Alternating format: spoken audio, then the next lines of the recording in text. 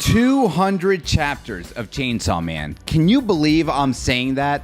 I'm going to say it again. 200 chapters of Chainsaw Man. Let's give a round of applause to Fujimoto, because I know Fujimoto Sensei's watching this. Hello, how are you doing? 200 chapters for a fan base to be passionate, to be filled with all of these emotions, regardless of what you think of Chainsaw Man right now. 200 chapters of anything is quite the accomplishment. So to sit and reflect on that, I think is incredible, especially knowing how my channel in particular got big because of the Chainsaw Man series. And let me just thank each and every one of you for watching this, truly from the bottom of my heart. I don't tell you guys to like my video or let's get more subscribers today. I just kind of assume out of the graciousness of your hearts that you do that, because your boy really appreciates it. So even if I don't say it, just know secretly, yeah, for new people watching, I would really like if you would like and subscribe if you want to see more Chainsaw Man content. But with all that glazing out of the way, let's go ahead and talk about the big 200. I think all of us always secretly want to know that whenever we get to these,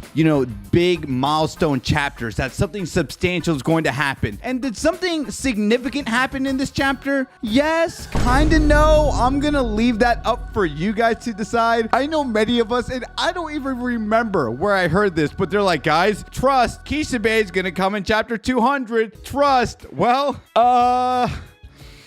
Kishibe still isn't in the story yet, and I'm still kind of hoping for him to arrive at some point.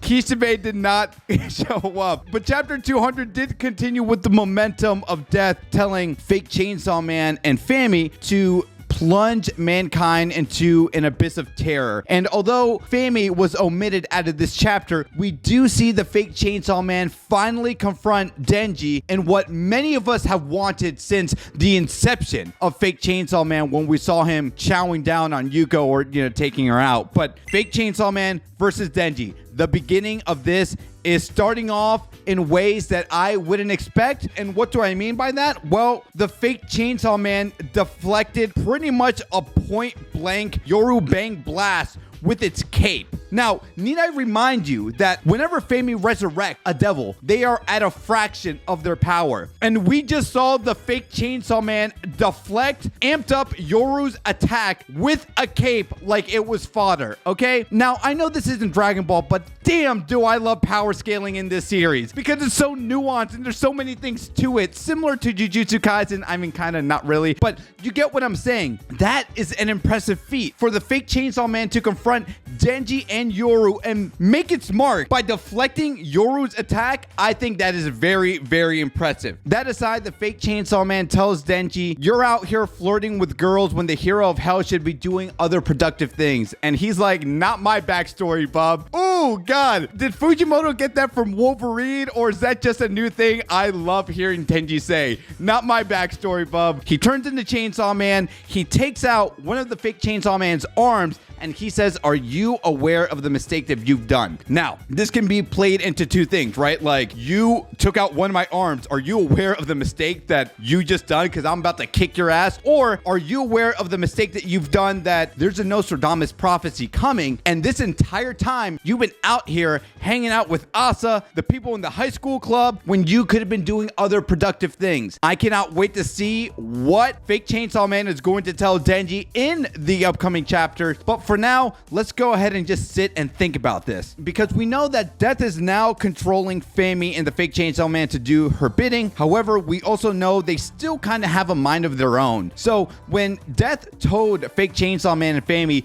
plunge mankind into an abyss of terror, did that mean go after Denji and Yoru? Or did he just conveniently stumble upon Denji and Yoru when they were out there dismantling all the fake Chainsaw Men? Regardless, still keeping up with the hero persona, and again, telling the fake Chainsaw Man the hero of hell is doing these little benign things when he should be out there doing something way more significant for humanity. We'll see where this continues, and I think it actually even leads into this great introduction, or hopefully backstory, about how the hero of hell, Pochita, became the hero of hell, Pochita, because I think a lot of things people have been speculating now in the community, because Pochita can erase things from existence. However, we know it's not forever because when he does vomit, because whenever he does regurgitate a devil out, that thing magically reappears. And we know the Black Chainsaw Man, when we see it in its truest form, has this intestines and it's kind of wrapped around its neck. And then I think about how Death said it lost all of its organs and is still functioning. And could there be some correlation right there? Are the organs or intestines that Pochita has appearance-wise or just within itself a part of what Death has, right? Because, you know, you think of like the family tree of Death and Pochita being able to erase in general could be one and the same. How are they related? Who the hell knows? But the hero of hell and maybe getting a backstory potentially in these upcoming chapters has me really excited. Now, let's go to the first half of this chapter where we just see Asa and Denji having a conversation. And I do love Asa's just innocence when she says she's a toxic girl now because, well, you know, she can just eat food with additives and the world has gone to shit. So I should just have more of this personality of I don't care anymore because, you know, we really are at wit's ends with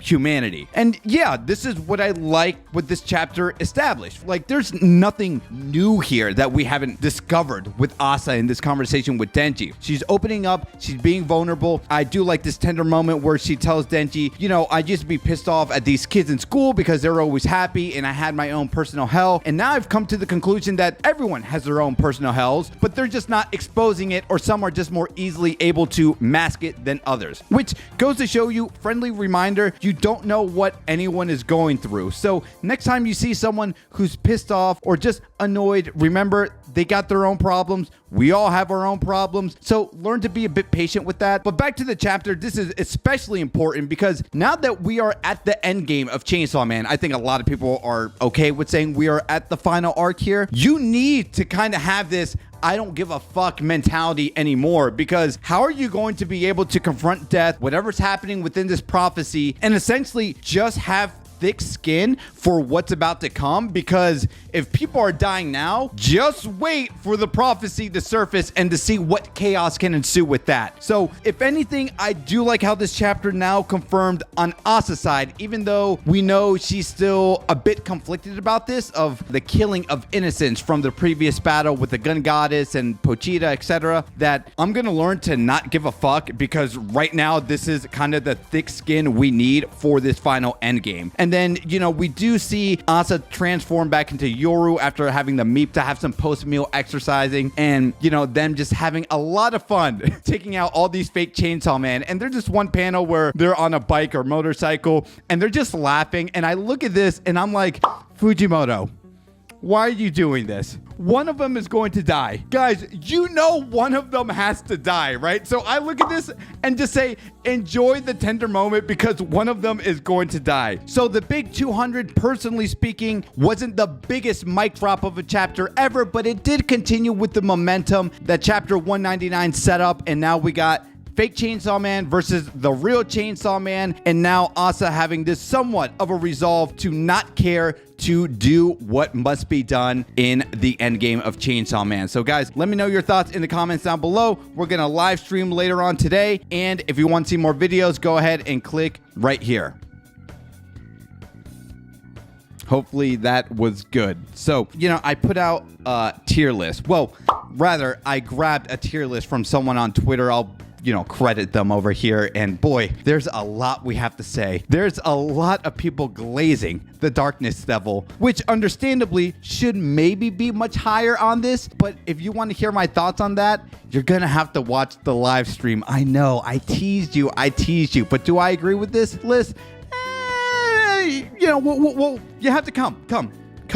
Just watch the live stream. Go watch the live stream. Fuck off.